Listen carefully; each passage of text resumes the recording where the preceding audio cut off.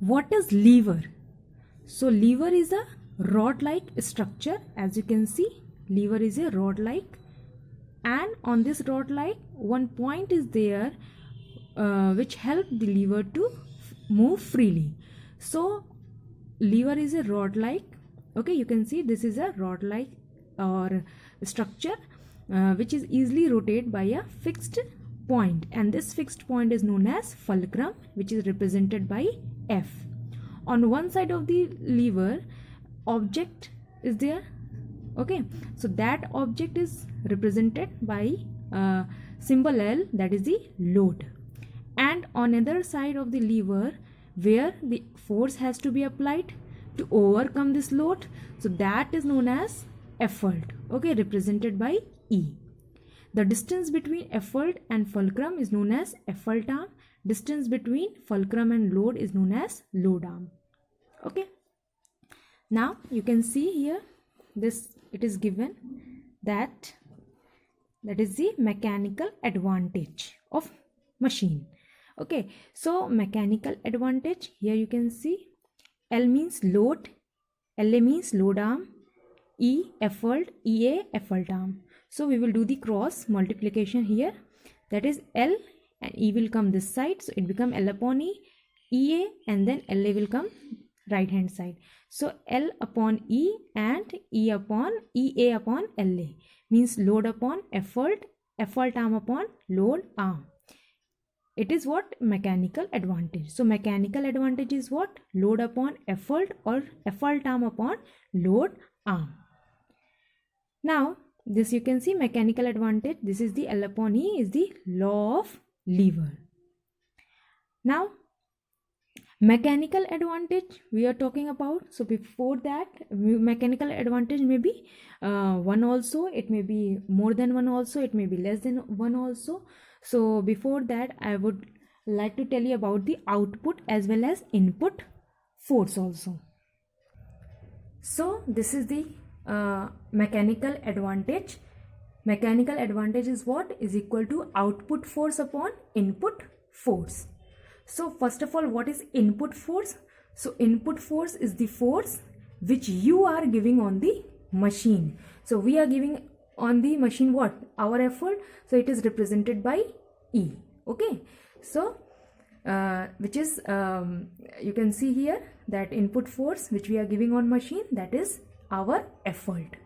And what is output force? So it is the force which is done on the load or to overcome the load. So here output force is represented by L, that is the load.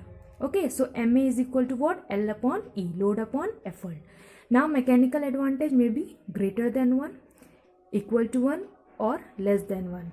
So when mechanical advantage greater than 1, when load is more and effort is less. So if effort is less, then mechanical advantage become more than 1.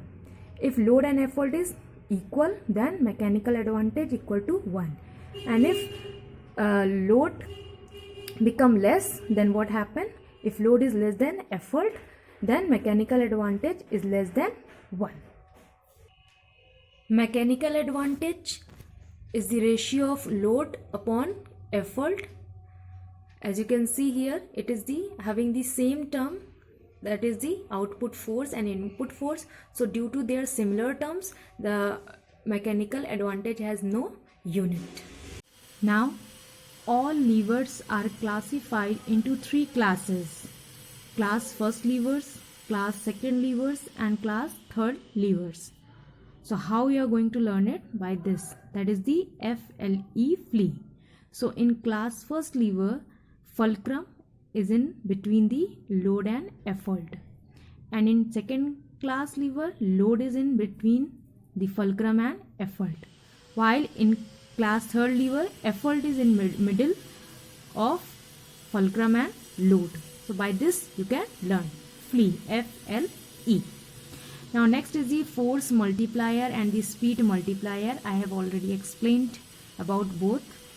That force multiplier is a simple machine in which smaller effort is applied to overcome from a larger load. Already I have given you the example of wheelbarrow. In this, mechanical advantage of force multiplier is more than 1. Right now I have told you that mechanical advantage greater than 1 when load is greater than effort or effort arm is more than load arm. While in speed multiplier, I have given the example, that is the wheel and axle. Okay, in that what happened? Here also small effort is applied to overcome from a greater load. Okay, here mechanical advantage is less than 1 because here what? Load arm is greater than effort. Okay, or you can say effort is greater than load. So in class first lever, it can be force multiplier or speed multiplier. As you know that force multiplier, in case of force multiplier, effort arm is greater than load arm, and while in speed multiplier, load arm is greater than effort arm. So it means that in class first lever, effort arm or the load arm, okay, may be greater. So in class first lever, load arm can be greater than or lesser than effort arm. It depends on the position of fulcrum. Okay. Next, in second class, what happening? That it is a force multiplier. It means that effort arm is greater in this case. And in third lever class, what happened? Speed multiplier. It means that load arm is greater than effort arm. So we will see the example. First of all, in class first lever, we will see here mechanical advantage may be greater than, less than, or equal to 1. So here you can see this example seesaw. Here you can see effort arm and the load arm both are equal. It means that if load and effort both are equal, mechanical advantage become 1. Okay, in next case you can see here load arm is more and effort arm is less. So if load arm is more and effort arm is less, so here what happened? Mechanical advantage become less than 1. And in this case load arm is less, effort arm is more. So if effort arm is greater than the load arm, then mechanical advantage become greater than 1. So in class first lever, mechanical advantage may be more than 1, less than 1, or equal to 1. While in class second lever, you can see here this is the load arm, and from here to here this is the effort arm. It means that effort arm is greater than the load arm. So in this case what happened? Mechanical advantage is always greater than 1 because effort arm is greater than the load arm. Okay, wheelbarrow example I have given. Nutcracker you can see here also. This is from here to here effort arm, and from here to here it is load arm. So effort arm is greater than the load arm. So here mechanical advantage is what? Greater than 1. So in class second lever, mechanical advantage is always greater than 1. Now we will talk about class third lever. So in this case what happened? You can see here this is what? Effort. Okay, so effort from here, this is fulcrum, this is load. So fulcrum to effort, it is effort arm, and from here to here it is the load arm. So what happened?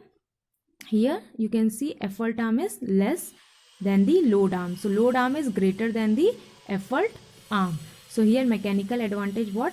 Mechanical advantage become less than 1. So example you can see here in your textbook. Example is given. You can see this is the sugar tongue.